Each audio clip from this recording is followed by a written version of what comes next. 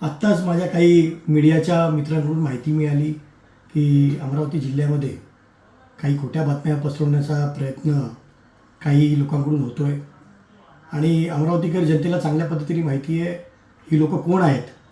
ज्यांच्या पायाखालची वाळू सरकलेली आहे ती लोकं जाणून बुजून हा खोटा समज किंवा खोट्या बातम्या लोकांमध्ये पसरवण्याचा प्रयत्न करत आहेत की मी किंवा माझे वडील श्री अनंतरावजी अडसूळ साहेब हे कुठेतरी काँग्रेसच्या नेत्यांना भेटले किंवा कुठल्या काँग्रेसमध्ये प्रवेश करत आहेत.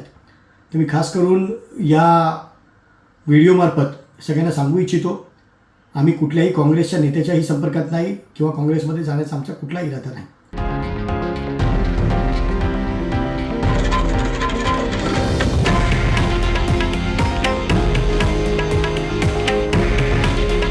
हे आहे देशातील नंबर 1 न्यूज नेटवर्क आणि आपण पाहत आहात TV9 मराठी.